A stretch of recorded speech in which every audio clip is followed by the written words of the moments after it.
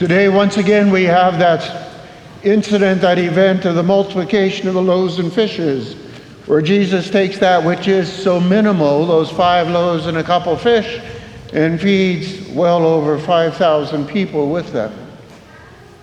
And of course, that is an indication of the coming of the Messiah, that is that initial fulfillment of the Messianic banquet that was promised in the Old Testament, that we saw in our first reading today. That Jesus has an abundance of food there for him. In fact, so much that they want to come and make him king. That's later on. But they want to make him king because he provides for their physical needs.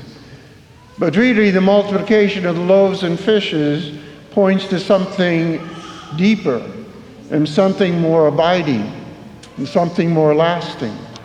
And that is that it points to the Eucharist itself. For it says that Jesus took the loaves and the fish and blessed them and broke them and gave them. Words that obviously refer to the Last Supper, where Jesus gives us not the food for our body, but the food for our soul. The deepest food that we need is the gift of love. We all need love. That's the fundamental human need that we have in the depths of our soul. And Jesus says that he gives us his love, his presence in every Eucharist. He comes to us in every Eucharist in order that we might be embraced by his personal love for us. He comes to us personally, not just as, in a sense, the whole group. Obviously, he does come to the whole group. But he comes to us personally because he wants to know of his personal love for each and every one of us. And that is the beautiful mystery of the Eucharist that we have the privilege of sharing in. That beautiful gift of Christ himself. St. Paul reminds us that absolutely nothing can separate us from the love of Christ. Nothing can separate us. God always loves us. We don't have to earn his love. We only have to accept it. And that's what Paul doesn't mention. The only thing that can separate us from the love of God in Christ Jesus is ourselves.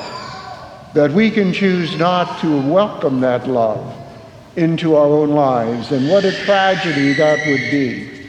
And so how privileged we are that we have that gift of faith and that gift of opportunity of experiencing that true presence of Christ within the Eucharist. For that is the most wonderful gift that we have. But every Eucharist itself points to something beyond it. Every Eucharist points to the fullness of the Messianic banquet. And that is the banquet of heaven. That is the banquet of God's eternal, unending love. Every Mass we celebrate invites us to enter into eternity. For time and eternity come together within the Eucharist. And we are gathered with the choirs of angels and saints in heaven, with Christ himself, in offering praise to the Father. And so every Eucharist reminds us of that eternal Messianic banquet that Christ has gained for us through his death and his resurrection. Nothing can separate us from the love of God in Christ Jesus. God's love is so abundant, and God promises that love not only for this life, but for all eternity.